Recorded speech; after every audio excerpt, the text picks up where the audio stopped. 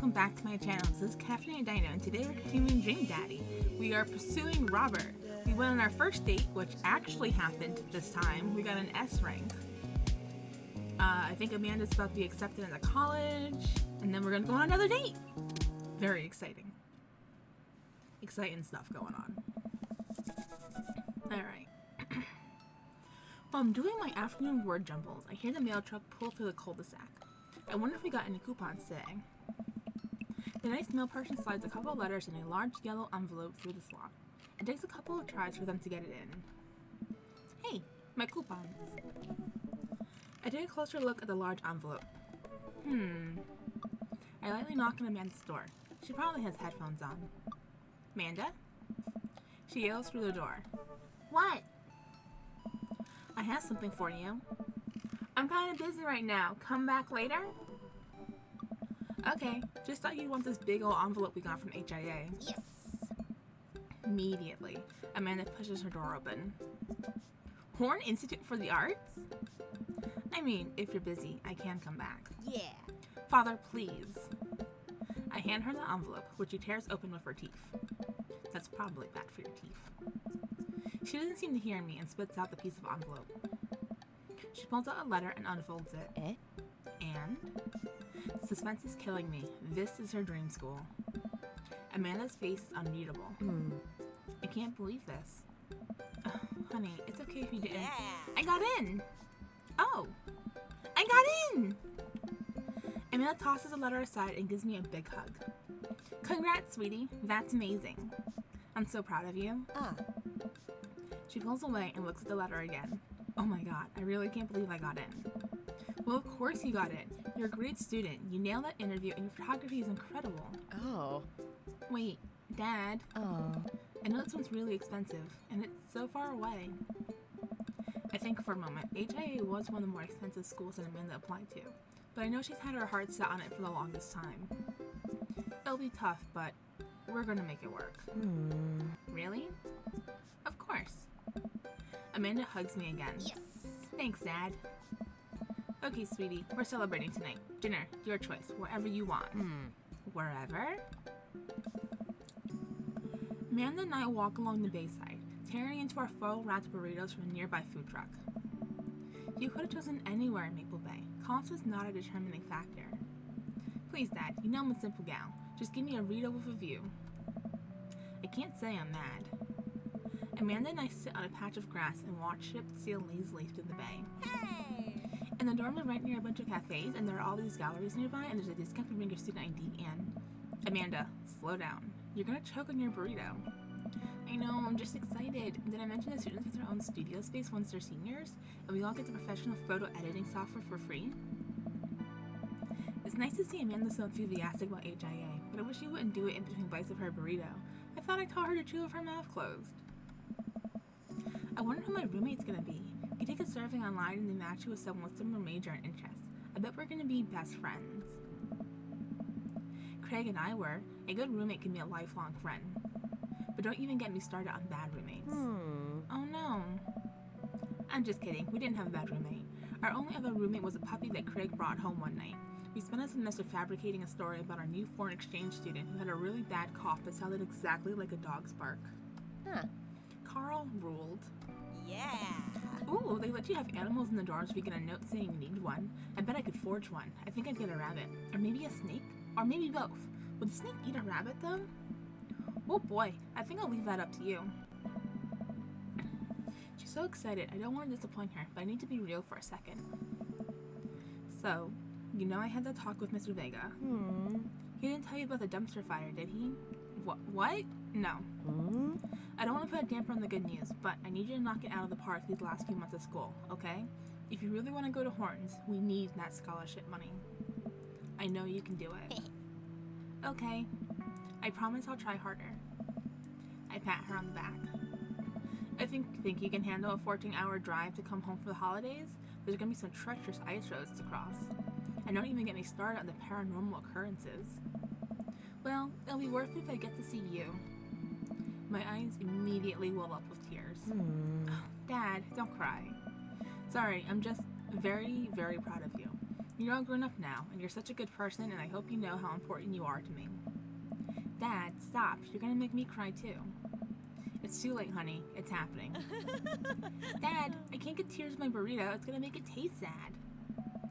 I pull Amanda in for a hug and a kiss on the forehead. Love you, kiddo.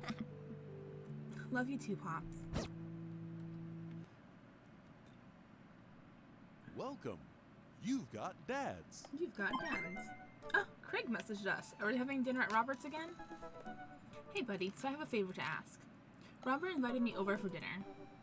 And I know it's kind of a faux pas to invite another bro, but I've known the guy for years and I still can't get a good read on him. And I know it's going to be super awkward if I go by myself.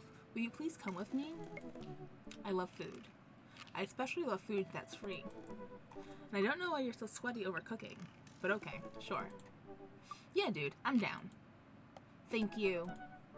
I hope that's a sweat of relief.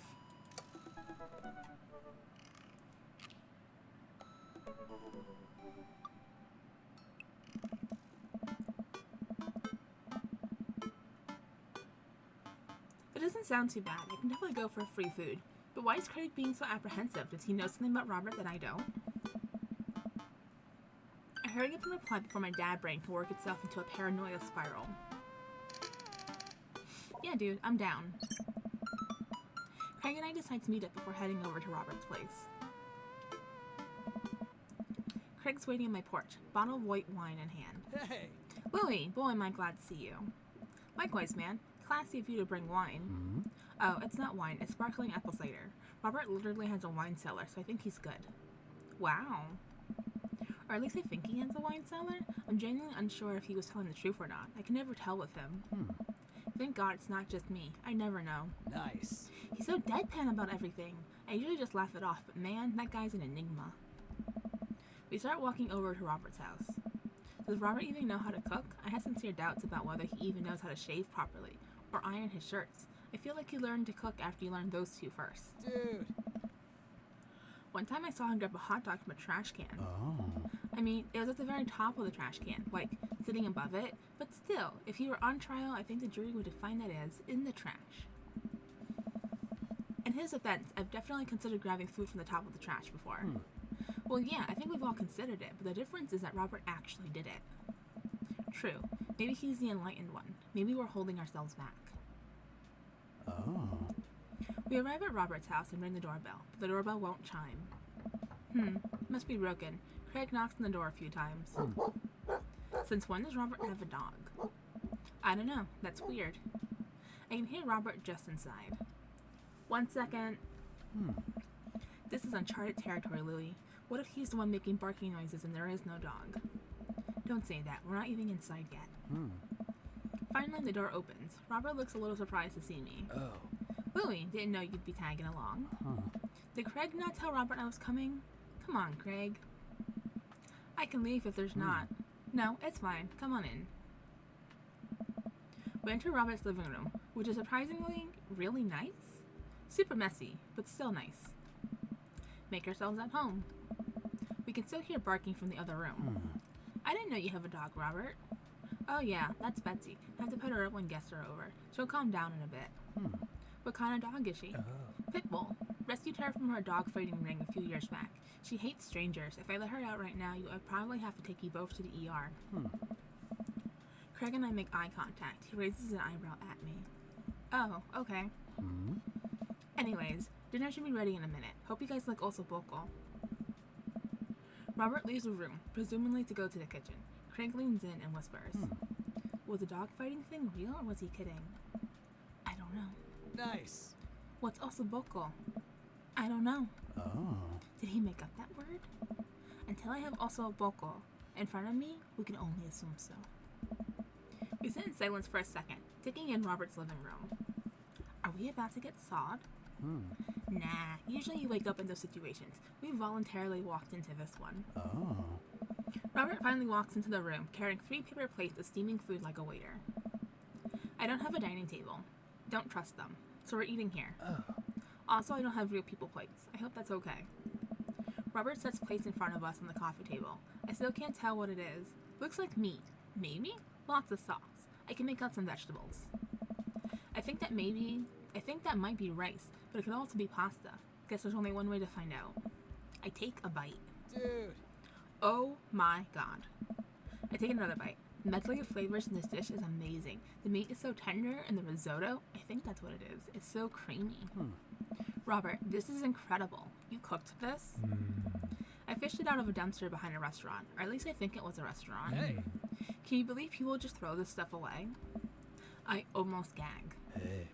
I'm kidding. I look over at Craig, who looks wary but still has his mouth full. He gives Robert a thumbs up. Glad you like it. Oh. Where did you learn how to cook like this? Oh. Worked at a restaurant in Spain for a hot sec. Is he messing with us? I decided to play along. You lived in Spain? After I dropped out of college, I went backpacking through Europe. Crashing on couches, sleeping in hostels, wherever. Totally broke. Worked a couple of odd jobs wherever I could to scrape together some cash. One night, I'm eating dinner at this little restaurant just outside of Madrid, and I go to pay and realize I spent the last of my money on booze the night before. I'm in the middle of ditching when the manager catches me and puts me to work in the kitchen. Long story short, they ended up liking me so much they offered me a job. Why not, right? Started living with some distant relatives on my mom's side. Oh. Over the course of 2 years, I worked my way up from busboy to sous chef. Learned a lot. Craig and I wait for the punchline. What night watchman did he have to swindle to get back to the States? Who did he con into game of poker in the back room of a speakeasy for safe passage in the crew quarters of a cargo ship? Anyway, I still love to cook. I don't know what's real anymore, but this food's so good, I kinda don't care. That's amazing. It really is. To be totally honest, I wasn't expecting gourmet cooking here, especially not served on paper plates. I don't care about presentation. If the food is good, it should speak for itself. This osso buco is screaming for itself. And paper plates are just as good as regular plates if you double them up. Oh. Hey, is it bad if I ask for seconds? Help yourself, but save room for dessert. I made a lemon berry sovereign. Oh. Well, aren't you just full of... Craig looks over at me. Hey. Surprises. Robert winks. You bet I am. You can come over for dinner anytime. Craig. I'm gonna go get seconds. Me too. After consuming way more osso buco than my body could handle, and then reeling and sharing a later food coma with a generous serving of whatever sovereign was, Craig and I decide to head out. Oh. No. Thanks for coming. I'm making an attempt to be more social. Well, we're always happy to stop by if you want company. Especially if there's osso buco involved. He still singled out that he invited Welcome. Craig over, You've got dads. and not both of us. So maybe he doesn't like us? Oh boy. Alright. Second date time. Let's go with Robert, of course. We're gonna message him. Hope it goes well. Hopefully we don't fight any teenagers in that back alley this time. I had a lot of fun with Robert the last time we hung out, but I'm beginning to wonder if he's dodging me. I tried messaging him a few times on Dadbook says he hasn't even read them. Haven't even seen him come out of his house, actually. I decided to send him one last message, figuring that this will produce the same result. Hey man, don't know where you've been, but we should grab a drink soon. I walk away from my computer because at this point I know he's not messaging me back anytime soon. I linger in the kitchen. I'm all caught up on work. The house is relatively clean. Maybe I should do something nice for Amanda. I'll bake her favorite pie. I root through the pantry and pull out all the ingredients. This is an old family recipe that I used to make with my grandmother when I was a kid. I lost the actual recipe card a long time ago, but I think I'll be able to remember how to bake it. I start mixing the ingredients together for the crust until I get a nice dough. I throw some cherries into a saucepan to make the filling. Normally I don't like to multitask in the kitchen, but this cherry pie is a piece of cake. Pie? It's a piece of pie. I'm making a pie. Man, I can never remember what temperature you're supposed to set the oven at. I'm pretty sure it's 375, but I could be wrong. Who am I kidding? I'm never wrong when it comes to this pie. My special twist on my grandmother's recipe includes a secret ingredient that not even Amanda knows about. It really makes the cherries extra flavorful. God, but I can't remember what the secret ingredient is. We're gonna go with almond extract, because that's what we did last time, and it did not turn out poorly. Oh, it's almond extract. Duh. Oops, I I accidentally poured a little too much in. Way too much in. I'm sure it's fine. Baking is art, and some of the most beautiful art is made from mistakes. I finally get the pie in the oven. How long am I supposed to leave it in there? 50 minutes? I'll just wing it. Amanda's going to be so excited. That kid loves good pie. I have a seat at the kitchen table and do word jumbles until Amanda comes home. I can hear the door slam open. Yo, Pops, what smells like pie in here? It's pie, sweetie. Amanda darts over to the oven and looks inside. Yeah. Yes. Hey, it's not done. Be patient. Hmm? What's your angle here? What? Pie is an objective-based confection. What are you trying to get out of me? Fine, you caught me. I was hoping to butter you up so that you would take me shopping later. Maybe buy me a new tool set. Classic role reversal. I respect that.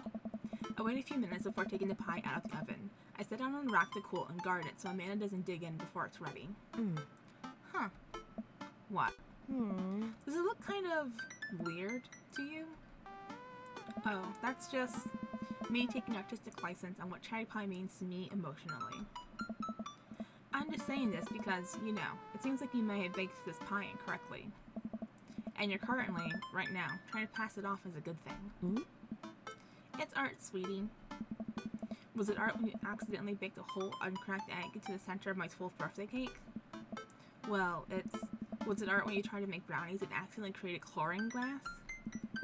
That's a bit of an exaggeration. Was it art when you just eat the pie, Panda? I cut us a few slices and we sit down to eat. The cherry filling oozes out on the sides and the buttery crust glistens. I watch as Amanda takes a bite. What's wrong? Is it not good? Amanda winces and fans her mouth. No, I just burnt the heck out of the roof of my mouth. This pie is amazing. Sorry for doubting you. I breathe a sigh of relief and take a bite. She's right. The pie is pretty incredible, as it always is. I'm really proud of you for making a pie without burning the new house down. I got a few dad tricks up my dad's sleeve. Maybe fathers aren't as bumbling and stupid as the media make us out to be. Maybe we as a society should have a little more respect for fathers as a whole. Dad, your sleeve is on fire. I run to the sink and put myself out. Pride will be my undoing. Amanda and I clean up the kitchen and play a little more living room hoops before she retreats to her room to do homework. I go back to my word jumbles. Hey, this one spells cat. The rest of the evening trickles by. We eat dinner, I help Amanda with one of her scholarship applications, and we both start getting ready for bed. I decide to check Dad book one last time before I climb into bed. Still nothing from Robert. Huh. I hope he's okay. I turn out the lights and lie down. This man waits for us to go to bed before he messages us. Hey, Louie. Hey, Louie. Hey, I'm outside. Come outside. Ugh, what is that? I was just on the verge of falling asleep. I climb out of bed and try to identify the source of the dinging. My computer screen illuminates the dark room. I walk over to it, ready to turn it off when I notice what's happening on screen. Don't make me honk. I will honk. Ah! Stop! No! Stupid computer. Oh, I didn't read what it said! Damn it! I open my door and try and figure out what's going on. Hey. Hey? Hey. Wanna hang? I was kinda sleeping. That's no fun. Come hang out. I would argue that sleeping is very fun, but I don't have anywhere to be in the morning. Might as well live a little. Sure. Oh. Cool. You plan on going out like that? I look down and realize that I am, in fact, not wearing pants. I mean, I don't mind. Right, 1 second. I run inside and throw on my going out pants, shoes, and a jacket. I grab my keys and meet Robert back outside. Ready? Ready. Hop in. I jump into the passenger seat of his old red pickup truck. I have to move a few empty cigarette packets and a gas station receipt out of the way before I can sit. Robert silently starts the car and we drive out of the cul-de-sac. Oh. So if we're driving, it means we're not drinking, right? We wouldn't put us in that kind of situation. I'm hoping. Oh, I like his stickers. His stickers are cute. Little skater dino. Okay, sorry. You like Tom Waits?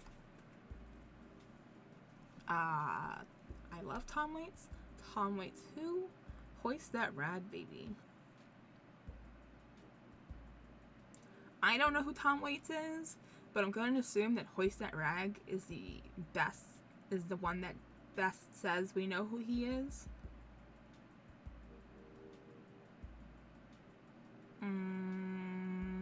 Sure. Oh, just the center of the screen, huh? Before I can answer, Robert turns to the radio. Yep, that's Tom Waits, all right. He lights a cigarette and cracks the windows. We drive together in silence. So, where are we going? Robert doesn't respond. Robert? Oh, I heard you. He still doesn't answer my question. I look out the window and notice that Robert's taking us to the highway. I twiddle my thumbs. Well, whatever I've gotten myself into, it looks like I'm in it for the night. I settle into my seat and watch the streetlights pass by. I glance over to Robert, who's driving intently. He looks tired, as he always does, but there's something a bit more there that I just can't place. We're gonna say nothing, because he did mention that he likes the silence of not small talk. Yeah! I remember what Robert said about hating small talk and decided to keep my mouth shut. Yeah! He notices me staring. Stop looking so nervous. I'm not nervous. I'm a little nervous. Just hang on. We're almost there. Almost where? I have no idea where we are. I think we're moving at a slight incline, but I'm not so sure. We eventually come to a stop. Robert gets out of the car and I sit for a second, unsure if he wants me to get out too. What are you waiting for? I hastily exit the car. Robert sits in the bed of his truck and pats the space next to him. Are we stargazing? Oh, how pretty! I sit down and take in the view. We're on a hill overlooking the city's skyline against the bay. The cool night air rustles some trees near us as lights blink in the distance. Off to the side, I can see an entrance to a dense forest. Man, it's also gorgeous. This is where I come to masturbate. Jesus Christ, Robert. What? I'm kidding. What's wrong with you? This is my little spot where I come to think. It's nice. You can see the whole city from up here. Really gives you some perspective. Robert reaches behind him and pulls something out from under his jacket. It glints in the moonlight, and I suddenly realize what it is. Oh shit, that's a knife. Oh. Please don't stab me. Robert reaches into his pocket and pulls out a small piece of wood. Please don't stab me with that either. Oh my god. Relax, Louis. Robert takes the knife to a piece of wood and starts carving at it. Oh. I breathe a very audible sigh of relief as Robert looks at me sideways. Do you think I was gonna stab you just now? What? No. Hate to break it to you, but I did, in fact, bring you out here to harvest your organs. We're gonna play along. Yeah, well, you think you caught me in your trap, but I knew. For years, I've been putting those vile junk food in my body in preparation for this day. Come at me, friend, and reap what you will. Hey. 2 steps ahead of you at all times. That's how I operate. Ha! Nothing gets past you, huh? Robert reaches into his pocket and pulls out a folding knife that he opens and hands to me. I'm gonna warn you, the last guy I had a knife fight with lost 3 fingers because he didn't know the 8 basic rules of knife fighting. You're familiar, correct? I honestly can't tell when you're kidding. On so many levels of irony deep that I've forgotten what humor is. He and I laugh. Oh. Have you ever whittled before? Considering I'm not a grandpa, no. What do you mean by that? Well, I just thought that you would have a block of wood shipped to you along with your first social security check. Louis, I'll have you know that whittling is a time-honored tradition enjoyed both by young and old alike. That you're dismissing it before you've even tried it speaks volumes about your character. However, because I've gotten to know you for some time and I've come to think of us as friends, I'm willing to attribute it to ignorance instead of malice.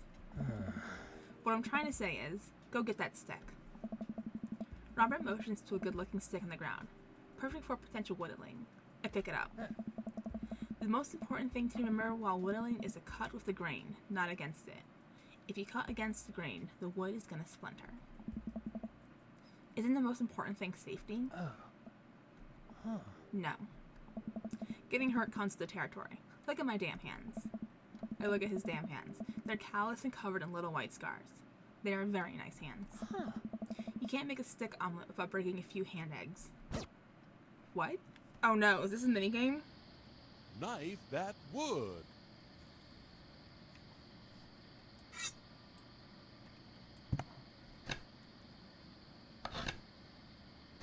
Am I doing this correctly?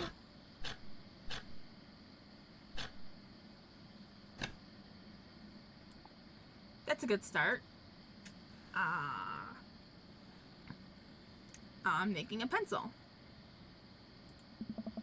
Good luck writing with that. You made a highly dangerous weapon. Buy? Oh, another one. Okay. Popsicle stick. Tell me about this one. A tongue depressor. Popsicle stick. That's what I said. Now all you need is to carve up some wooden juice, wooden fruit, and a wooden freezer. You made a popsicle stick. Okay, trying again.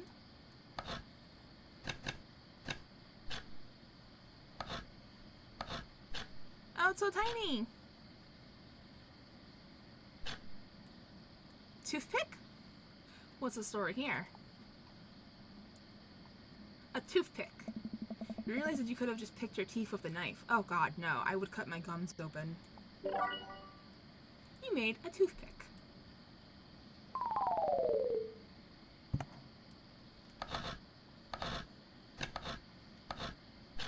Oh, another tiny one. Come on. What? A Ouija board planchette. Sure. Now all you need to do is carve up a board and we're set. And also maybe carve up a ghost. You made a Ouija board planchette. Alright. What are we making here? Another small one? Yes it is. Come on! What's that supposed to be? A self-portrait? Louisiana? It's you. Louisiana, I guess. I don't think either of the other options are good. Good old Louisiana. Beautiful place. Got stabbed there once, you know. Or was it Kentucky?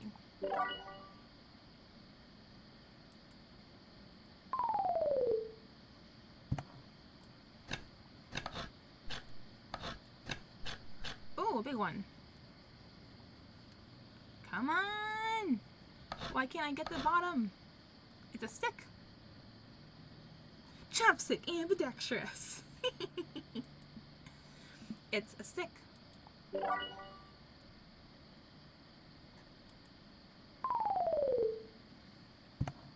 Ooh. What do we got here?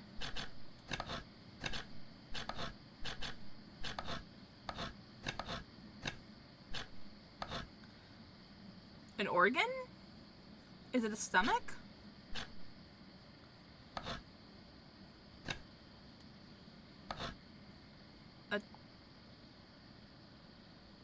A swan, a duck, a new friend. Let's go with new friend.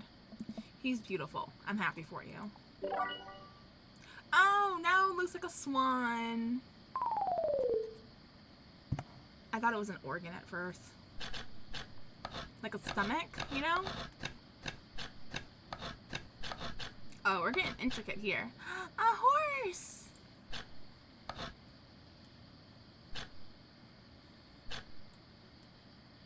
Beautiful handiwork. What do you call it? Sir Horsington the Brave. Yes! A brave and noble name for a brave and noble creature. You made a beautiful gift for Amanda. Okay, that was cute. That was a very non-stressful minigame. Robert and I sit in silence for a while, carving our pieces of wood. I think I'm getting the hang of this. It's actually kind of relaxing. I glance over to see what Robert's working on. He's carving a smaller wooden knife? Ugh! While I'm distracted, the knife slices into my thumb. Blood gushes all over my little wooden carving. Robert is lost in carving and doesn't notice me bleeding everywhere. Robert still doesn't notice. Robert, I'm dying. I'm bleeding to death. Robert finally looks over. Hey. He reaches into his jacket again. Jesus, how much stuff does this guy keep in there? And pulls out a red bandana. He wraps it around my thumb. Hold tight. He gets off the truck and I can hear him rummaging around in his car. He comes back a moment later with a well-stocked first aid kit. Robert carefully wipes all the blood off my hand and swipes a bit of antiseptic onto the cut. With surprising gentleness, he places a bit of gauze on the wound and wraps it all up. You okay? Yeah, I'm good. He hands me what's left of the tube of antiseptic. Make sure to keep that cut clean. It's oddly touching and a little sexy. I guess I'm a real whittler now. That you are. Be careful though. They're attracted to the smell of blood. Wait, what? What's attracted to the smell of blood? Cryptids. Tons of them out here, you know. Cryptids? Like Mothman and stuff? Mothman is bullshit. But yeah, this town's a hotbed for cryptozoological occurrences. You're joking. Oh, how I wish I were. I'm a skeptic myself, or at least I thought I was. There are things in these woods that we can't possibly comprehend. I think about my entire lifetime in the city. Aside from the occasional stray coyote, I don't think it's too bad. You ever heard of the Dover ghosts? I don't think so. Hey. Well, let me tell you a story. Oh. I was out in the woods here on the weekend camping with Betsy. You don't know Betsy, but she's a big pup.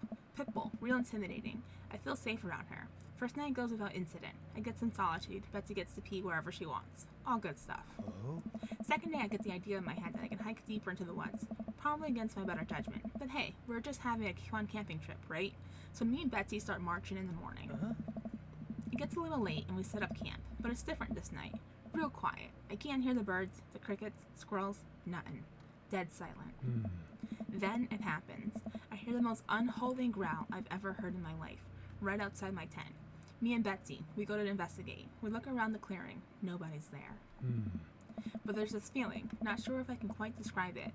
I know something is watching us. Betsy, though, she's scared. Never seen her like that. And when she's scared, I know that I should be too. And then I see it in the distance. A man, but it's something that I didn't know what a man was supposed to look like made it. It just looked wrong. Big arms. Arms too long for its body. Black eyes. It just stood there and stared at me. Then it disappears. I hear one yelp from Betsy and I turn around to check on her, but she's gone. Into thin air. I didn't sleep at all in my tent that night. I don't think I slept right since.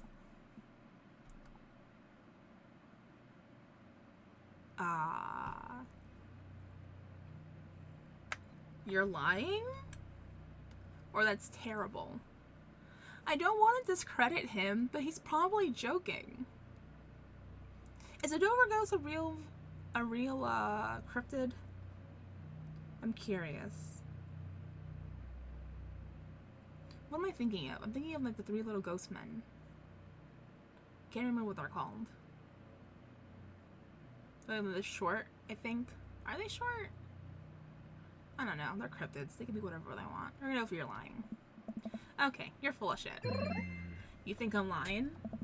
Robert pulls out his wallet and shows me a picture of a beautiful pit bull. Tell that to Betsy. They say if you listen closely on quiet nights just like tonight, you can hear the howl of the Dover ghosts. A howl resonates through the woods. It doesn't sound like a regular howl. It's so guttural. Even from far away, something about it makes my skin crawl. Okay, Robert, real funny. I turn to look at Robert. He's white as a sheet. You're messing with me, right? I was messing with you up until literally just now. I totally made that camping story up. I strain my eyes to scan the forest line, trying to see where the howl originated from. Off in the distance, I see something. It's so far away, I barely can make out a shape. It looks human, but it's dragging something. Do you see that? We should go. Robert and I slowly back away and get into the truck. He turns off his headlights and we make a slow crawl away, back onto the road. I'm too scared to look back. What was that? The Dover ghost, I guess. I chuckle nervously. This time he doesn't seem like he's messing with me. Or maybe someone illegally dumping garbage on a wildlife preserve? Yeah, that's the story we'll tell ourselves. Huh? We sat in silence for a little while longer. The fear of whatever that was slowly subsiding as we get closer to the city. Thanks for coming out. This was fun. Oh. I'm sorry I haven't been in touch. I've just been in a way lately. I had to get out of the house. Had to be around somebody. You doing okay, man? Robert thinks for a second and lights another cigarette. I don't know. Aww. Been doing a lot of thinking. He takes a long drag. As I get older, I feel more and more that I'm just drowning in the sea of regret. I was so busy chasing after these things that I thought would make me happy that I didn't think about anyone else. All I cared about was myself. I didn't even think. Robert stops. I wait for him to finish his thought, but he just stares at the road. Maybe I'm just built like this. Or maybe I do it to myself. Maybe it's my own choice that I'm as unhappy as I am. I try to think of something to say. I remember all the times in my life when I've been sad, and there's a great many of them. There was always a light at the end of the tunnel. Something I held on to that kept me going. Hey. But there's something so resigned about the way Robert's talking.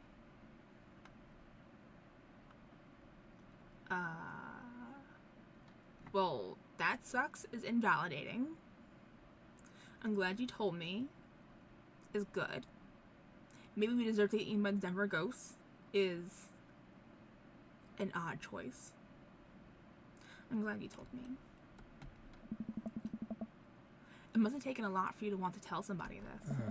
You're a mysterious guy, Robert. You don't have to be. Do you ever wish you were a better father? I think about it for a second. All the time. You can read all the parenting books you want, but nothing will ever prepare you for raising a child. There's so much stuff I regret. I wish that I could have done better. But I don't have the answers. I don't know if anyone does. It's funny. I look at you and your relationship with your daughter, and it seems perfect. It isn't. At least you're there for her. I stare out the window at the blur of passing trees. I just hope I'm a better father to my kid than my dad was to me. What did your dad do? It's more about what he didn't do. He was quiet, stoic. Don't think he ever once told me that he loved me. He cared more about his work than he ever did about me or Mom. Do you hate him? No, I used to, but after I became a parent, I just kind of feel bad for him. He missed out on my whole childhood. When I think about all the happiest moments in my life, they're all with Amanda and Alex, and he just wasn't there. It hurt like hell when I had to leave him to die in the Belarusian prison. Whoa. What? I turn and smile at him. No, he's retired in Florida with my mom. We go there every Christmas. Jesus Christ. We both break out into laughter. He pats me on the shoulder. We drive the rest of the way in silence, listening to the radio and watching the bright lights of the city grow bigger.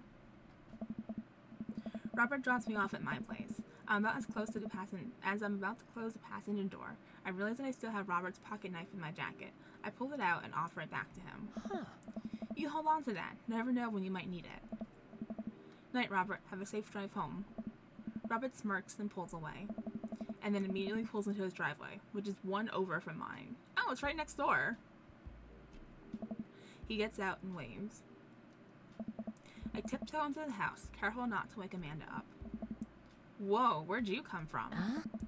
I look around and spot Amanda coming out of the kitchen with a glass of water. I thought you were sleeping. Oh, Robert woke me up to go cryptid hunting. You know the Mothman is bullshit, right? Amanda, Lane, you know what? It's fine. I think about a conversation I had with Robert in the car as Amanda starts walking towards her room. Hey, Amanda? She stops. I love you. It's weird when you say it outright and sincerely like that, but I love you too. Night. I chuckle to myself, then finally decide to go to bed.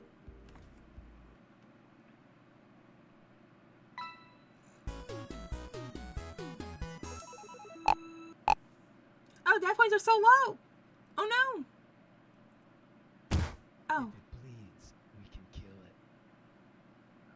Okay, so we did good. We did better than what the dad points say. Jesus. Alright, let's continue. Well, it's been a long day. I'm just about ready to pack it in after a few bites of ice cream from the freezer. I turn off all the lights and walk down the hall to my room. I wonder if Amanda's still awake. That kid needs some sleep.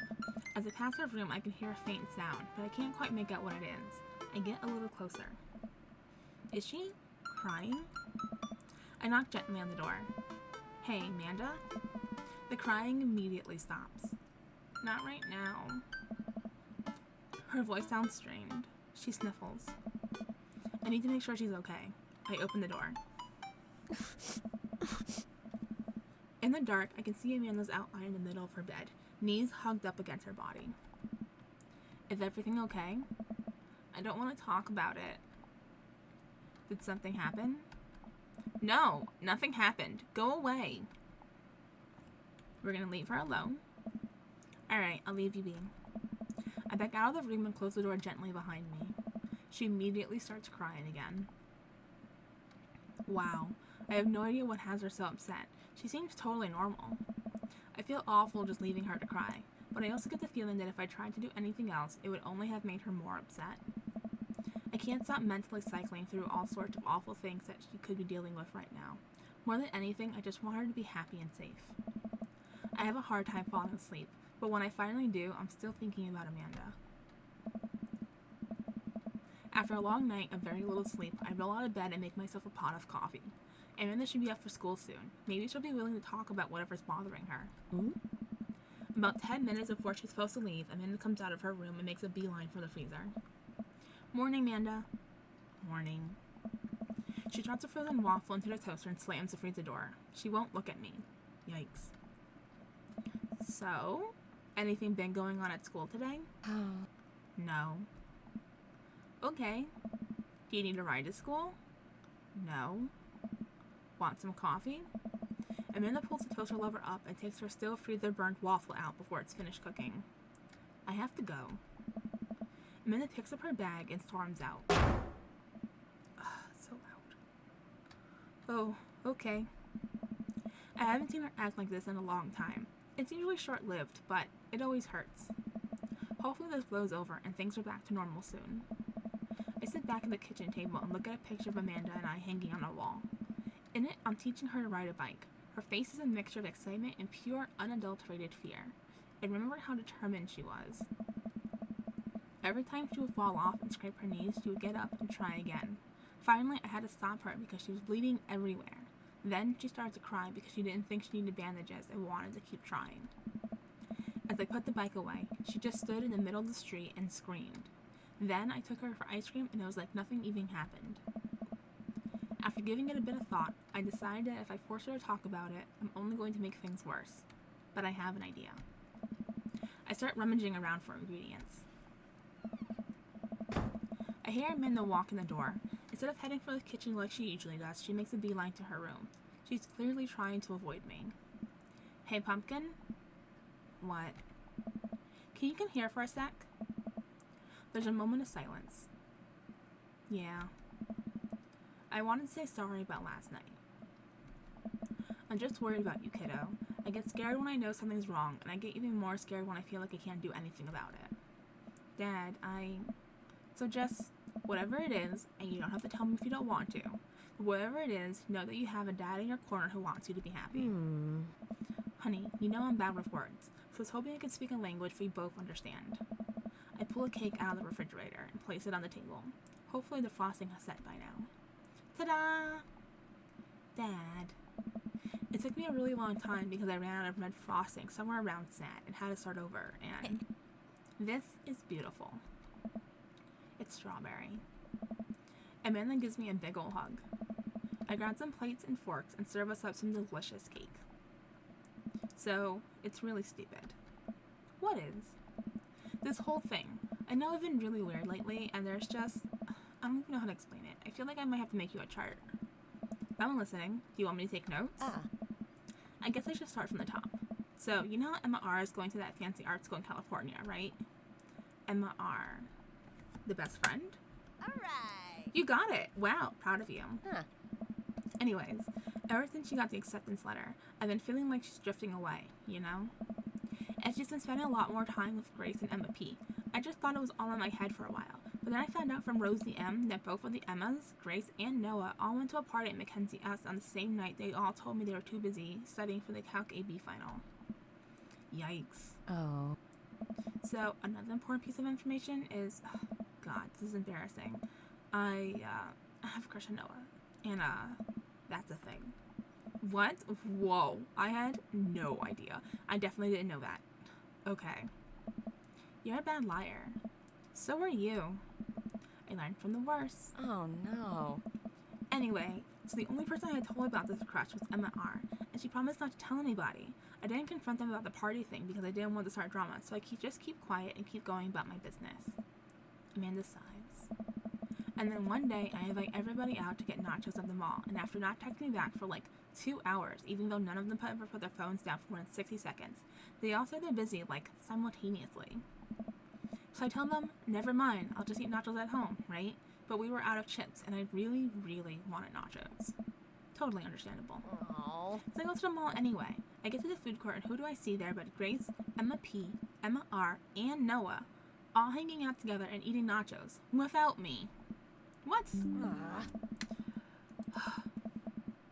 Stupid computer. It gets better. I'm standing by the escalators watching them, and I realize that Noah has his arm around Emma R, which is kind of weird, right? But then they kiss. No. Yes, I know. So I storm over there, and I'm like, hey. And Grace starts to nod her on her shirt because of course she does. And Emma R just like glares at me. Grace. Nothing's coming up. I don't know who that is. Grace is the gossipy one. Yeah. I know. Oh. Grace is the one nobody really likes. Or I guess that's me now. But anyway, nobody will say anything. I'm just like, you guys suck. Which I realize is not the most eloquent thing to say, but I was very angry and really embarrassed, and I just wanted to get out of there. So I left, without nachos, might I add, which only further contributed to this shitty day, and immediately drafted a super long text to the group chat asking them why they've been so weird. And I wrote another one to Emma R, asking how long the Noah thing's been going on, and, sorry, I know that's a lot. Are you still following? What did Emma R say? Oof. Okay, get a load of this. Emma R says, you know what, let me just read it to you. Amanda pulls out her phone and reads, word for word, an arduously long string of text messages. Can you believe that? I cannot believe that. I care so much about Amanda's social life and mental well-being, but man, do I not understand what she's talking about. This is all beyond me, but I'm trying my hardest to be supportive. Oh. They were dating in secret for like months. So I told her that she's being a really terrible friend, and she's like, well, if you think I'm so terrible, then just stop being my friend. And I was like, okay. And then she left me on red, and then, wait, left me on red? What's that? Oh, like, she saw my message and didn't reply. I know because there are read receipts. I don't know what read receipts are, but I'm just gonna nod and pretend I understand. Gotcha. So while this is all happening, I'm talking to Emma P about how mad I am, because she's at least being kind of reasonable. And I'm venting to her about how pissed I am at everybody and stuff. And then out of nowhere, Noah texts me and is like, how could you say that about me? And I'm like, say what about you? And he tells me that Emma P sent screenshots of everything I told her to the group chat that I got kicked out of. Alright, I think you lost me at screenshots, but that definitely sounds bad. There's so much more, but honestly, it's all just really stupid teenager stuff. The bottom line is that everybody drops me, half my grade hates me, and now I have no friends.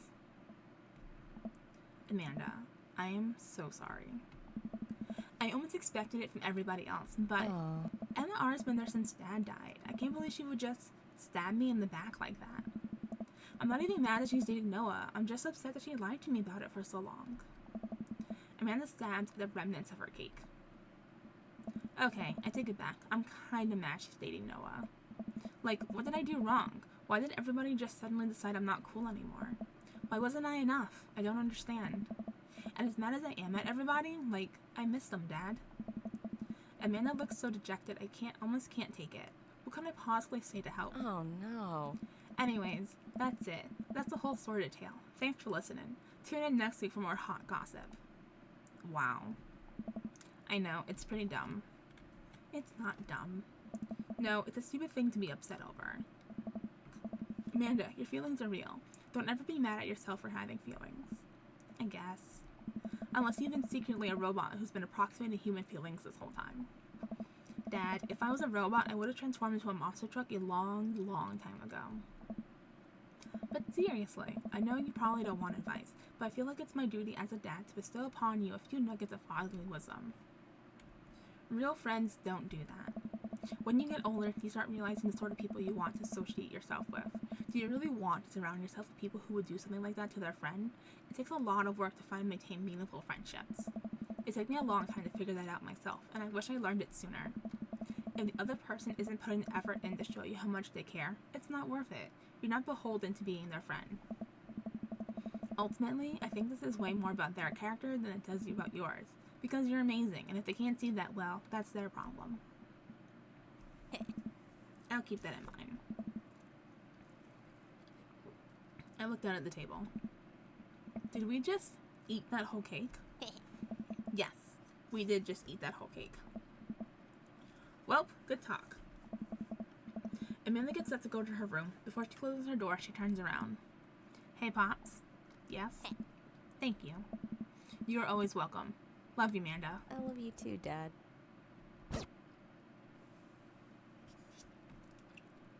Welcome.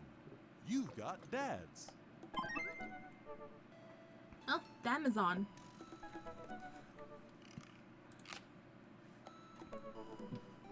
Hi, this is Stephen from Damazon. I'm out front with your delivery. Oh, okay, I'll be right down. Wait, no, sorry, I need to put pants on first. I can't find my pants, but I'm wrapped from waist down in a duvet. Are you cool with that? I can come back tomorrow. No, wait, I'll be right down. I found some sensible capris.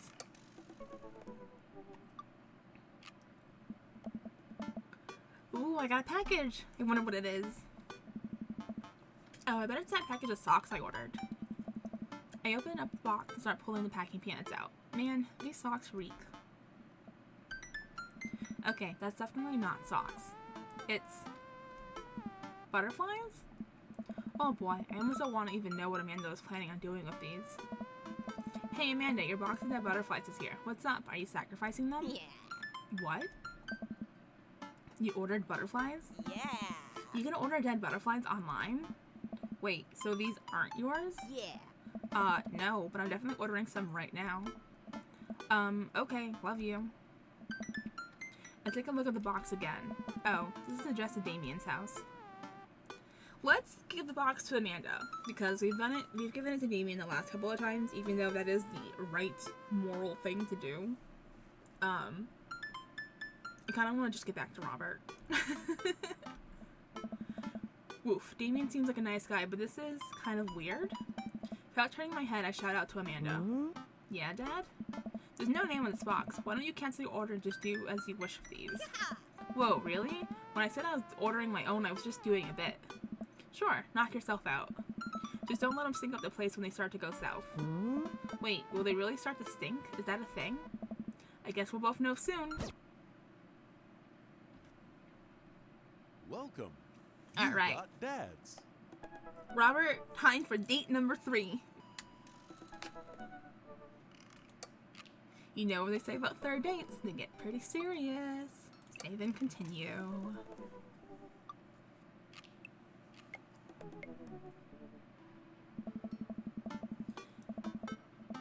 I haven't spoken to Robert since that night we drove out to his thinking spot. He seemed unusually somber then, like more so than the usual amount of somber that Robert is, which is already a lot. I've been thinking about him and hope he's doing okay, but I've been a little reluctant to reach out to him. Louie. Hey Louie. Guess who's getting their drink on tonight? I take a look at my dad book messages. There's a flurry of them from Robert. Guess. It's you. Also me, but mostly you. Yeah, dude. Why mostly me? I type back to Robert. Robert, buddy, tonight we ride. Yes. Meet me at Jim and Kim's at 8 p.m. Not that I'm unappreciative, but I think this is the first time that Robert's given me more than an hour's warning before hanging out. Amanda! Amanda pops her head into the hallway. Music I don't recognize blaring from her room. What's up? I'm hanging out with Robert later tonight. Okay, cool. Robert, who was my friend. I have friends. I'm happy for you, Dad. People enjoy my company, Amanda. Aww. Dad, I'm so happy for your continued development as a human being. What are you listening to? Sad shit. We have Amanda language, what would Grandma think, or I don't give a fuck anymore. We're gonna say I don't give a fuck anymore. Just let her swear. She's 18. She's an adult. Amanda, you know what? You're an adult now. I gave you an earnest effort for all 18 years of your life. Go forth and swear. Fuck yeah. I really hope I don't regret this later. Give Amanda permission to swear as an achievement. Amanda goes back into her room and turns up the volume to her sad shit. I put on my going out coat and walk over to Jim and Kim's. I spot Robert leaning against the brick wall, smoking a cigarette. As I get closer, I realize that he looks a little different. Cleaner, I guess. It actually seems like he combed his hair and his clothes are less wrinkled than usual. Hey. Hey. You take a shower just for me? I'm working on my relationship with existence. Aww. We both stand there for a second and don't say anything. Robert finishes his cigarette and abruptly goes inside. I follow him. By the time I get inside, Robert's already at the bar ordering 2 whiskeys. I spot a booth in the back and claim it for us. Robert slides in and hands me a glass. To you. Here's to your continued existence. We clink whiskeys and I watch him sip his, rather than his traditional approach of slamming the whiskey back as quickly as possible. So what's the plan for tonight? Hit some of the bars, maybe grab some pizza. I think that'll kill some time before we go burn down that old abandoned house in the woods. It's definitely not as fun if it's abandoned. Hey. Mary pops over the back of the booth, a glass of wine in her hand. She punches Robert in the shoulder. Where was my phone call? Sorry, figured you were busy sinking your teeth into some poor sap. I am. He's right here. I look around the booth to see a guy sitting across from her. He waves meekly. Ugh. You replacing me with the new kid? Mary, I could never replace you, whether I wanted to or not. Mary leaves her booth and slides in next to Robert. The guy she was sitting with looks mildly relieved. She eyes Robert's clean-pressed clothes up and down, suspiciously. What? You got a court date coming up? He does? He looks handsome? He'd never convinced a jury. I want to say he looks handsome, but I feel like he'll never convince the jury. Goes along with our sense of humor. He would have had to shave first. Seriously though, what's up with you? Robert stares down at his drink, suddenly looking serious. It's Pappy. Doctors say it's cirrhosis of the liver. I told the old vagabond to quit it with the sauce, but it's all he's ever known, especially since Mom's gone. Aww. That's why I invited you out tonight. Just didn't want to be alone. Oh, come on. Louie, don't be an asshole. You know the one thing Robert doesn't joke around about is his Pappy. Whoops. They're giving him 2 months. I gotta help him straighten out his affairs. Robert, I'm so sorry. Robert takes a long look at his whiskey, eyeing it in the dim glow of the bar's lights. I look at his life, then I look at mine, and I know history is just doomed to repeat itself. Oh my god. I'm just kidding. He's retired with his new girlfriend in Acapulco. They watch the sunset every night. Probably screw like donkeys. Wait, aren't rabbits the ones who screw a lot? Oh, sorry, I didn't realize you were an expert on which animals screw a lot. Ugh. Please stop saying the word screw. Robert finishes his drink and slides it away from him. He gets up out of the booth. Me and Louie are gonna hit the brakes. You coming with? Mary casts one last glance at the sad sap she's been hiding and then downs the rest of her wine in one gulp. This place is dead anyways. We exit the bar and find a typically empty street with a small crowd of people. At the front is a guy with a really deliberate attitude and bad posture. He carries a lantern that he shines up at the face for dramatic effect. What's going on? Looks like it's one of those walking ghost tours. They do that in this part of town all the time. I've always wanted to do one of those. Hey. You know all those stories are fake, right? Huh. Pretty much all of my stories are fake. This is research. Robert makes a beeline towards the back of the group. He turns around when he notices that I'm not following him. Come on! We can't just crash it, can we? Oh. Don't be such a square, Louis. Just act like you belong. Robert sidles up to the tour group. I reluctantly fall in step behind him. Well, here goes nothing. Hey, it was in this place in 1694 that the most infamous witch trials were held. To date, we do not know the people burned at the stake were actually witches, but it is widely reported that their ghosts still haunt this hapless dive bar to this very day. Mm-hmm. It was actually 1692. What? And the site was over by the coffee shop down the road. I'm sorry, who are you? Daniel McSturgis, ghost historian. And this is my colleague, Dr. 80s reference. Dr. Loomis, paranormal investigator extraordinaire. We're touring America's most haunted locations as research for our new book. I don't know. You may have seen our guest cameo on Paranormal House Hunters, Extreme Edition. A couple of people in the group start nodding. Man, Robert's good at this. Are you guys part of the group? I don't remember seeing you at the first stop. We like to keep a low profile. Easier to catch ghosts that way. Hey. They've definitely been here. Been standing next to them the whole time. Thank you, random lady who I do not know. As I was saying, the epicenter of paranormal activity can be found at the Coffee Spoon over there. The man who runs it has been plagued by haunting since he signed the lease. Damn near driven him mad. But whatever you want to say is cool, I guess. It's your tour. Oh. Man, didn't know that about Matt. Wait, Robert's making this up. The rest of the tour group listens intently to Robert's every word. I think the tour guide can tell he's losing the group. He seems to be getting flustered. Thank you for your contribution and knowledge, Mr. McSturgis. Let's move on to the next haunted location. Robert, Mary, and I follow the group down the street. The tour guide shirt is cool. Yeah, everyone in the group gets one if we make it to the final location. I turn to Robert and grab him by the shoulders. I need that t-shirt. Well, guess we're in this for the long haul then. Just follow my lead. Don't arouse too much suspicion and we'll have cool ghost shirts in no time.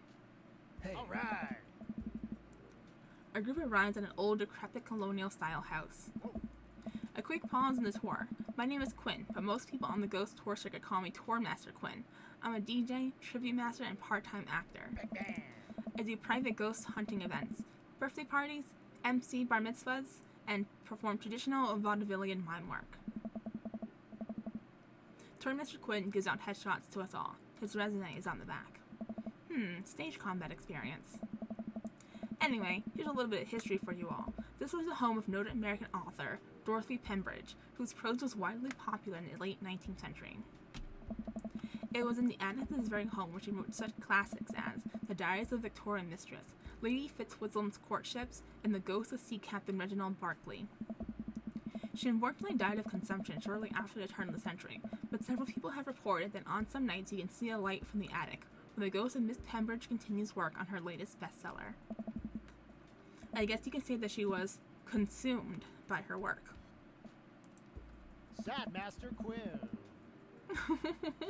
No reaction from the crowd. This guy needs to work on his dad jokes. Oh. Actually, consumption is a popular cover-up. Little known fact is that it was murder-suicide. All right. I'm pretty sure she died of consumption. Oh. Sure, and we definitely didn't hire Stanley Kubrick to elaborately fake the moon landing. That's the watered-down, censored version they teach you in school. But if you can't handle the real story, I understand. It's not for the faint of heart. Can we? I think everyone would much rather hear what this world-renowned ghost historian has to say. Right, everyone? The group murmurs in agreement. This is a topic we cover extensively in our book. Dr. Loomis, would you care to tell the story? Hey. Go with something I know. Rely on amazing improv comedy skills? Absolutely not. I don't trust our character with that. Something I know would be the easiest to lie about.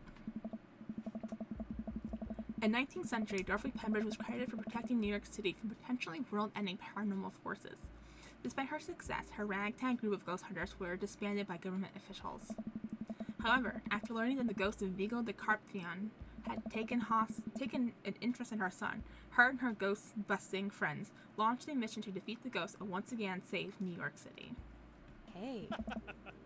Hey, isn't that the plot to... Nope, it's not. The tour guide sees this as an opportunity to take back the group and address us with some real razzle-dazzle. Ha! What an interesting story. Come on. Now, I just want everyone to know that the next location is extremely terrifying. If anyone thinks they can't handle it, feel free to excuse yourselves. Alright, I'm bored. Mary turns to a young guy looking at his phone and taps him on the shoulder. Hey kid, fancy buying a gal a drink? The guy looks up at her and smiles. Only if the bar is haunted. Honey, I can show you the most haunted place in town. I think I can exorcise your demons, if that's what you're looking for. That voice line was so quiet. Oh my god. Don't write checks your dick can't cash, kid. His eyes go wide. Mary salutes me and Robert. She suddenly pulls me into a hug and murmurs into my ear. When you've known Rob for as long as I have, you know when something's wrong. Keep an eye on him for me tonight, okay? Sure, Mary. Good man. Mary pats me on the back and pulls away. She takes the guy's hand and leads him down the street. Take it sleazy, fellas. God help that soul. Mary or the kid? Oh? Both. Hey. Our last stop. This burial ground is such a hotbed of horrifying paranormal activity that I'm not even sure where to begin. There's the wailing ghost of the Wharfmen, the vampire of Maple Bay, the children of the moonlight. What about the Dover ghosts? By this point, the tour guide is clearly irritated with us. What about it? Oh, nothing. I just think it would be a crime to come all this way out to this cemetery, the actual origin of one of New England's most notorious paranormal entities, and not even mention the infamous Dover ghost. Not a real thing. That is absolutely not a real thing. I think someone needs to brush up on their paranormal history. I know tons about paranormal history. I know every ghost story in this area. Oh. I can guarantee there's one you don't know. Robert looks over at me and smiles. Would you folks care to hear the tale of how Loomis and I met? That's the good stuff. No. The entire group shushes the tour guide. I am so Okay, sad. fine. Tell the story. Well, it was a dark and stormy night. I wasn't always a paranormal investigator. Way back when, I was just That's a the good stuff. traveling grifter, I guess? Bible salesman. Oh my god. Moving from town to town, always looking for my next mark. It wasn't an easy life, but I had fun. Taking from the rich, giving to the poor. Actually, also taking from the poor. Oh. I had a shaky moral foundation. I happened upon the quiet town of Maple Bay quite by accident, but little did I know this city had a dark side. Now, about the same time, I was just starting out as an apprentice to a rather famous ghost hunter, who was an old family friend of mine. I carried the equipment, operated the EVP machine, all that. Wait. Huh. Yes? Who was the famous ghost hunter? Hey. Well, I don't like to name drop, but Georgia Maffers. The tour group gasps. Georgia Maffers? She's a legend. You know her? Knew her. Amazing woman. Died mysteriously. Miss you, Georgie. Hey. Anyway, we were in Maple Bay investigating some reports of strange lights and sounds coming from the cemetery late at night. Now, we had been warned by the old crypt keeper that this place was highly dangerous, but Georgia was never one to shy away from an adventure. We camped out in the center of the cemetery for 3 nights straight. We endured your so-called wailing watchman. Wailing ghost of the Wharfman. Whatever, your stupid vampire was just a teenager in a mask. But the Dover ghosts, man, tell him, Loomis. Hey. So there I was, just walking back to my hotel after a long day of... working a couple short cons, I guess, if we're a grifter. Classic pigeon drop scam. Putting on feelers for a real deal, for a rip deal. I was going to steal a baby, probably. Would have made me rich. I found myself walking past this very cemetery. Now, I was never a very superstitious man, but something seemed off. I could hear some sort of commotion happening deep within the graveyard, and I felt compelled to investigate. Oh. And thank God you did. Georgia and I were conducting a seance in the mausoleum. At first, things were pretty normal, but after about an hour, everything went south. Playing back the EVP meter, we were able to hear a single word. Whoa. Run. Oh. The air suddenly went cold. Something was very, very wrong. I just knew we weren't alone. We started to hear this faint, distinct scraping noise, like something being dragged across the ground. It got louder and louder until it was deafening. Some kind of demented howl. Oh. And then I felt it. Someone, something, grabbing my ankle. Robert has the whole crowd hook, line, and sinker. You can hear a pin drop. I've only cried twice in my life. One was at the birth of my daughter. The other was when that thing started dragging me. I wasn't sure where it was taking me, but knew it was no place I wanted to go. I was sure I was going to die. The moment I crossed the gate into the cemetery, I heard this god-awful screeching. I ran into the mausoleum just in time to see a man being pulled across the floor by. God, to this day, the mere thought of it ties my stomach into knots. It looked like a man, but like... I glanced at Robert. Like someone who didn't know what a man was supposed to look like tried to put one together. The arms were too long, its eyes glowed red, it was like a walking shadow. What'd I do? What any good person would do. I lunged for... Shoot, what was his fake name again? Uh-oh. Daniel? Oh man, the last names were the same in all of them. I'm gonna go with Daniel. Daniel. I grabbed his hand and entered into a tug-of-war with the unholiest forces. I thought I was gonna be torn in half. But I had God on my side. The pocket Bible I always kept on me fell out of my shirt pocket, and to this day I can remember what passage it opened up to. Oh no, I have no idea. No clue. Isn't Austin 3:16 a wrestling thing? Revelations, I think, would be 2 on the nose. Leviticus is like where all the rules are. I guess this one. Then shall the dust return to the earth as it was, and the spirit shall return unto God who gave it. I have no idea where Robert pulled that verse from. With a horrifying growl, the entity finally relented. Daniel and I collapsed onto the ground, exhausted. We were both covered in blood. That damn creature clawed into my chest, got me real good. Had to get 16 stitches. Robert pulls down the collar of his shirt to reveal a long, wicked scar across his pecs. And that's how I got this scar. Hey. I followed Georgia Mathers to the ends of the earth. We faced exorcisms, demons, poltergeists that threw our equipment across the room, but I had never seen Georgia so scared. She was never the same after that, and neither was I. Watching what happened to Daniel and Georgia shook my faith, but I came out of that experience a better man and a better friend. And we've been brothers ever since. The tour group gives us a round of applause as Robert and I share an emotional hug. As he embraces me, I can smell the cologne on his neck. Wow, Robert does clean up good. I find myself lingering a little too long on the hug. The tour guide seems to have bought it. Even he's wiping a tear from his eyes. Thank you. It's an honor to be able to share our story. Be sure to watch out for our book. I don't know. Paranormal Scourge and the Supernatural Ice Road Ghost Truckers, I guess, would be the funniest. The Bros Guide to the Hottest Ghost, absolutely not. Robert has to suppress a laugh at that one. Alright. Well, I think you both definitely earned your t-shirts. The tour guide hands us the coveted t-shirts. He then slips us both his business card and leans in close. If you guys are ever in need of a professional actor, balloon animal artist, Elvis impersonator, or nude model, please don't hesitate to call me. Sup? You got it, buddy. After a couple of tourists take selfies with us, we split away from the group and walk home. That was incredible. I really can't believe they bought all of that. I didn't know you had it in you, Louie. Excuse me, Dr. Loomis. That bit about the pocket Bible was aces, although giving the Dover Ghost glowing red eyes was a little cliche.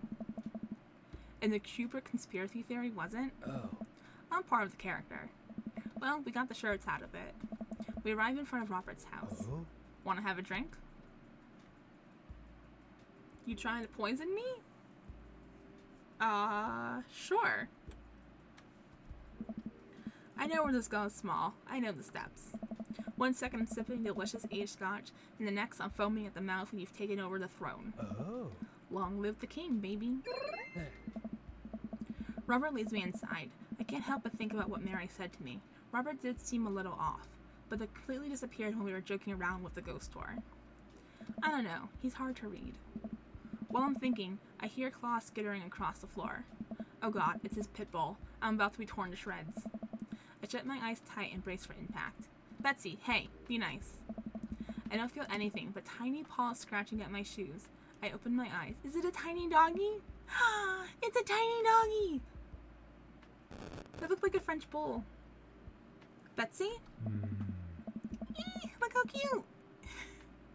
Robert's dog jumps away from me, running around in circles, sniffing Robert's legs. He pats her on the head.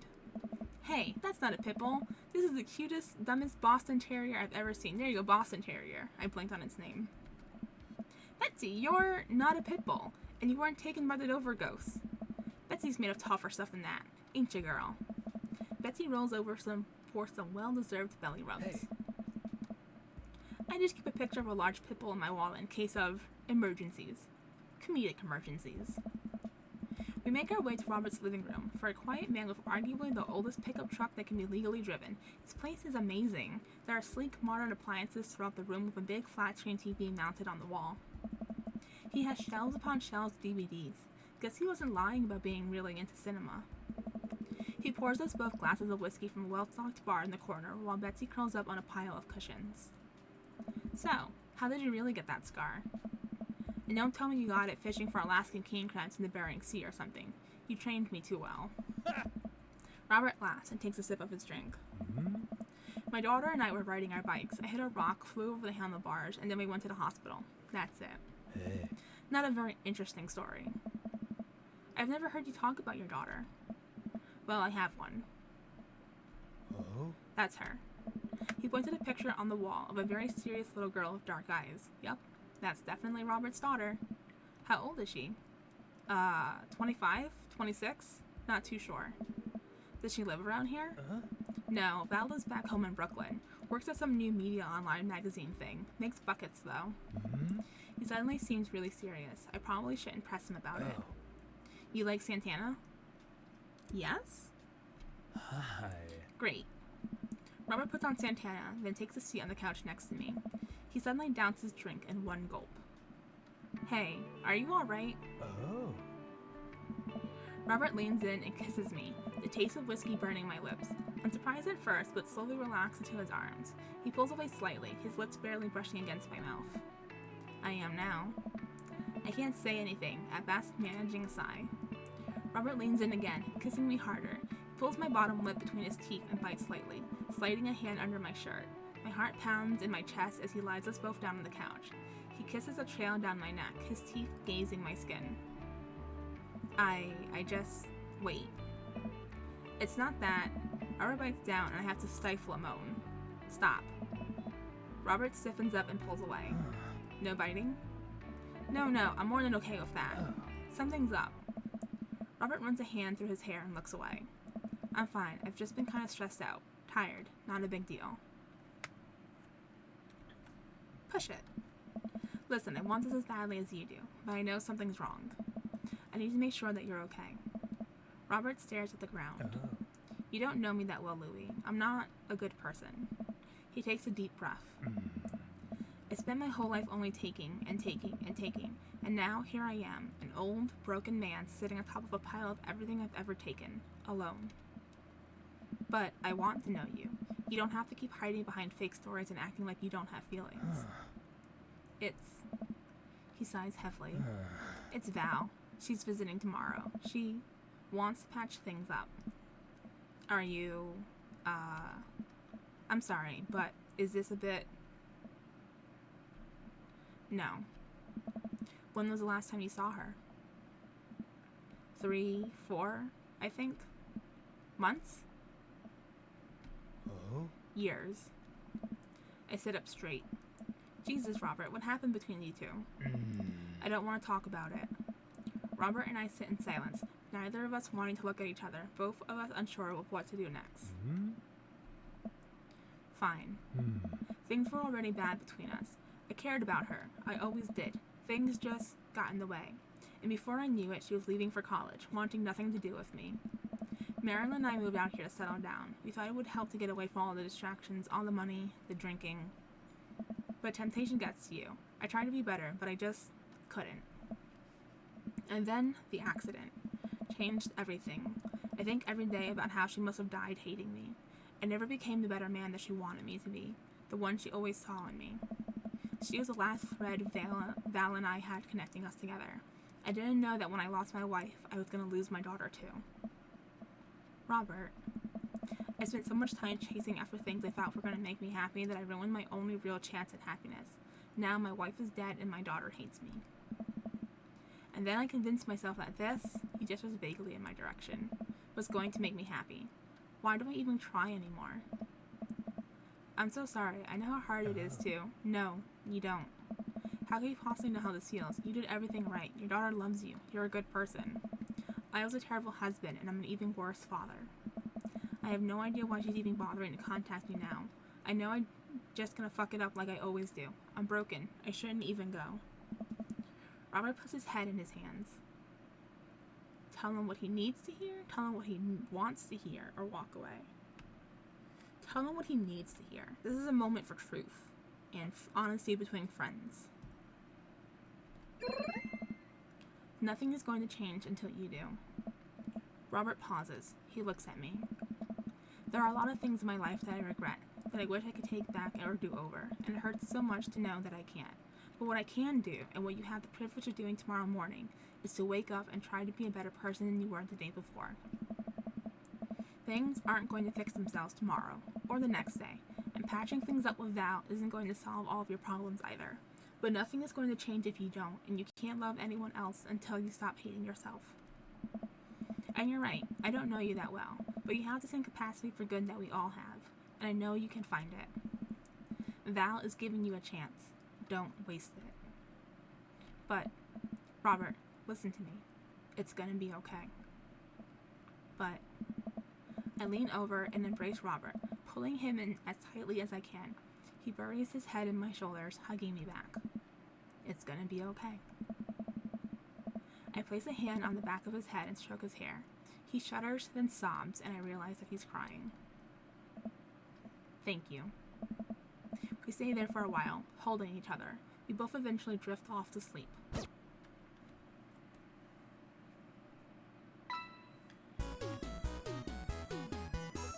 That was somber? Jesus Christ. Yikes. I may be bad, but you made me glad. That was cute.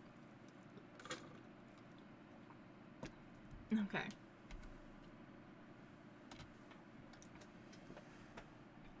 I hope his day with his daughter goes well. I was wondering why we hadn't seen her yet.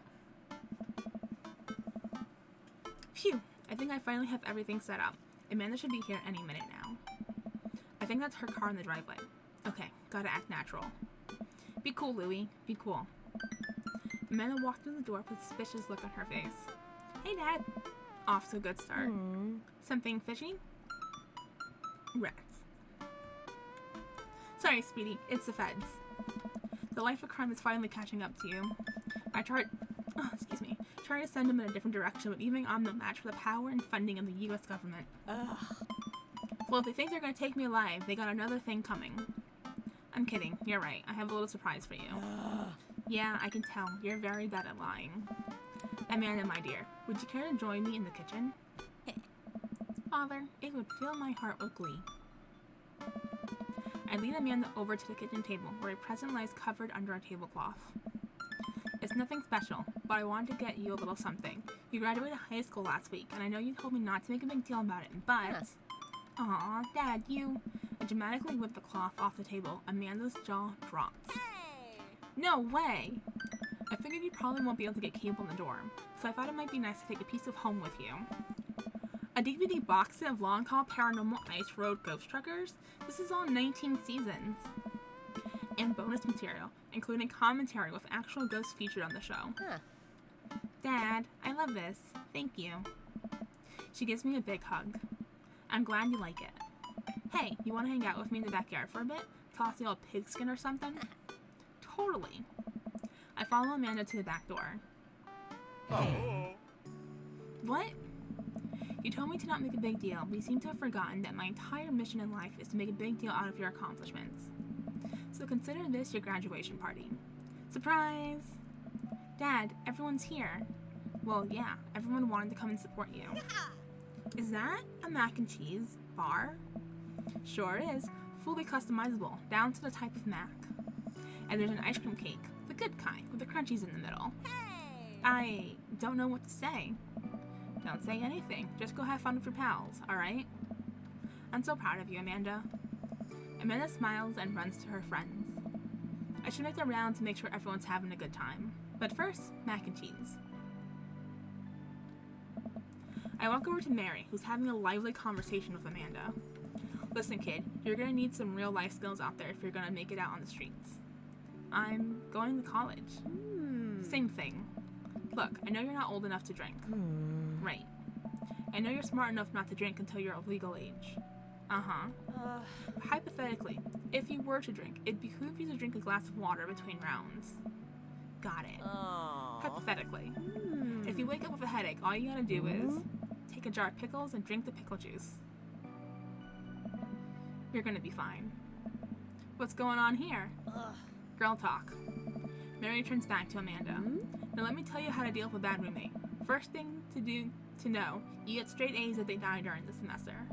Mary! Relax, it's a myth. Supposedly. Against my better judgment, I leave them be. I don't think I recognize that girl by the snack table. I should go say hello. Oh, is this Val? Hi, I don't think we've met. Oh, we've met years ago. And I'm here for my revenge. You're Robert's kid, aren't you? Spot on. I guess that makes you Louie, huh? Yeah, it's nice to meet you. I'm glad Robert brought you along. He promised there would be free food, so that's kind of hard to pass up. And, look, I don't know you, but can I get real with you for a second? My old man's a real closed book, you know. Me and him, we got a long way to go. You don't erase decades of neglect in a week, but you sure can get tired of staying angry about it. That kind of bitterness, it poisons you, I think. I'm too young for that. Anyway, lately he's been better. A lot better. And between him shaving for once and how much he talks about you, I get the feeling he has something to do with it. So, thanks. Robert means a lot to me. I'm glad he's getting better. Just keep an eye on him when I'm not around, okay? Or else. What? I'm kidding. Or am I? I don't know why I'm like this. I think it runs in the family. Amanda trots up to the conversation. Hey, I love your necklace. And your hair. And just, geez, your whole vibe is cool. Thanks. I like your jacket. My girlfriend collects pins, too. Oh, this is my daughter, Amanda. Amanda, this is Robert's daughter, Val. Nice meeting you. I heard you're a photographer. Aspiring photographer. I'm going to school for it. You take pictures? Yes. Then you're a photographer. Welcome to the biz. Val hands Amanda a business card. If you're ever looking for internships, shoot me an email. Anyway, I need to go make friends with that woman over there who's dual-wielding wine glasses. Catch you later. Val walks away. She's so cool. She gave me her business card. She touched my hand. Congrats, you just networked for the first time. I'm a regular business lady now. Quarterly projections, stock market, synergy. While you're making a fortune as a businesswoman, I gotta keep this party going. Catch you around, Pops. Louie! Brian, you made it. Ha! I don't pass up a good knack. What do you think of the party? It's not bad. Just not bad? Yeah, it's not bad. Don't let him bait you. Don't let him bait you. Thank you for the lovely compliment. Daisy trots up. Hi, Amanda's dad. Hey, Brian's daughter.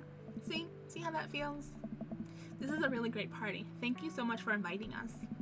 You're very welcome, tiny child who knows how to pay a compliment. Brian and I lock eyes. This isn't over. Hey, bro. Bro! This is a real rager, taking our older age into consideration. I'm trying to be in bed at a reasonable hour tonight. Don't let me get too wild. Hey! Don't worry, dude. I'll keep an eye on your fruit punch intake.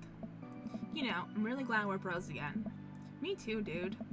Briar and Hazel peek out behind Craig. Hi, little ones. Hello. Hiya. Thank you for all that ice cream cake. Wait, girls, how much of that did you eat? Briar ate 4 pieces. Ask any witness. No, I didn't. Hazel ate 4 pieces and wants to pin it on me because we look alike. I have your face. Nobody will ever believe you. Oh boy. I'll let you guys figure this out. Good seeing you, Craig. Let's hang soon, yeah? Dude! Totally. Tell Amanda congrats for us. Looks like you settled into this neighborhood quite nicely. Yep. Couldn't ask for a better cul-de-sac. Well, I'm glad. Hopefully we'll see you at more church events. We got a big schedule planned for the rest of the year. Sure thing, Joseph. And maybe if you aren't doing anything later, we could hang out sometime? Sure, Joseph. That'd be great. Well, see you later. Hugo comes up to me with a plate of mac and Hey. cheese. The perfect cheddar to mac ratio. Beautiful work, Louie. Thanks, Hugo. You know, I'm really pleased to see Amanda going to her dream school. I'm glad she turned it around for finals. Me too. That scholarship money will really help. Amanda walks by and pretends to not see Hugo. Amanda, come say hi to your old teacher. Hey. Congratulations on graduating. I know you're going to do great things at art school. Haha, yeah, thanks. Amanda starts to back away. Wait, I just realized that you're not my teacher anymore, so I don't have to be afraid of talking to you. You no longer hold power over me. Ah. You're right. Go forth, adult. I can no longer give you detention. Yeah, I'm gonna break anything I want, and there's nothing you can do about it. Are you still mad about that time I gave you detention for breaking my globe? Nope. Oh. And I'll have you know that the globe didn't even fit through the basketball hoop in the first place, so she'll fit into college just fine. Hey. Hey, man. Matt! Let me know when Amanda leaves for college. I'll have a fresh batch of Banana Bread Kennedys waiting for her. Thank you. I know she'll love that. What a splendid garden party. Oops. That was my alarm clock. What a splendid garden party. My deepest thanks for extending an invitation to my son and I. This ice block cake is divine. Yeah, thanks, dude. Good cake. Thanks for coming by. As the party starts to wind down, I take a seat at our back porch. Oh my god, computer. As the party starts to wind down, I take a seat on our back porch step. The sun is setting and everyone seems to have eaten their fill. Amanda wanders over and sits down next to me. Killer party, Pops. What can I say? I was inspired. So, I also have something for you. For me? Why? Not to be completely genuine about my feelings for once or anything, but growing up wasn't easy, but it could have been a lot harder if it wasn't for you. Dad, you've been there for me through everything. There's been times in my life where you were my only friend. I was really scared of going to college, it being so far away from you, but I realized that everything you've done for me has prepared me for this, and I'm ready. I wouldn't be who I am today without you. Don't cry, don't cry. I swear to God, Louie, if you cry again. You're the best, Dad. I love you. And I'm crying. Anyway, that was enough emotional vulnerability for one day. Present time. Amanda hands me a tiny wrapped package. I tear the wrapping off to find a framed picture of me and Amanda. It's us. Kinda shocking all our photo albums are just pictures of me, huh? I figured we needed at least one together before I leave. Amanda, thank you. Watching you grow up has been the happiest experience of my life. You're such a talented, intelligent young woman, and I'm so excited to see what the future holds for you. Knock 'em dead, kid. Always do. Amanda and I share a hug. This is only the beginning, Pops. Plenty more memories for us down the road. Memories to make and stuff to break, right? Aww. Ugh, I'm gonna break so much stuff, intentionally and unintentionally. You're probably gonna have to pay for most of it. It would be my honor. Hell, you know I started some fires in my day. Amanda hops up. Looks like someone's been waiting to talk to you. I glance over to the back of the yard, where Robert is sitting on a bench beneath our cherry blossom tree. He smiles at me. I'll leave you to it. Me and the Emmas are gonna go get ice cream. Love you, Pops. Amanda runs off to join her friends. I take a seat next to Robert as the last guests make their way out of the party. Hey. Hey. Robert gestures vaguely to the snack table. Good stuff. Yep. So, I had a chance to talk to Val. She physically threatened you? Yeah. That's my girl. She said you've been doing better. Trying to work on the vices. I also shower today. We sit in silence for a moment. You know, every day for me it's a battle against my own self-destructive habits. But lately it's gotten a little easier. Thanks for talking some sense into me. It's hard to get things through my thick skull sometimes, but what you said that night has actually helped. I'm glad. I like you, Louie. I like you a lot. I haven't felt this way about someone in a long time. I lean in and kiss him for a moment before he pulls away. He takes my hand in his. You're special to me. But I have some stuff I need to work on, emotionally, before I can get into anything romantic with you. You deserve better than who I am right now. I need to be on my own for a bit, figure some things out. Of course. I I think what you need right now is a friend, and I'm very happy to be that for you. Thank you. That means a lot to me. And if you're ever ready for more than that, you know where to find me. Let's hunt ghosts sometime? I would love that. I put my head on his shoulder and we watch the sun slowly dip below the horizon together. That was sweet. Yay! We got an actual ending for Robert. Alright, let's look at his picture. I'm curious what his picture's gonna be. Maybe it's gonna be us harassing the tour guide.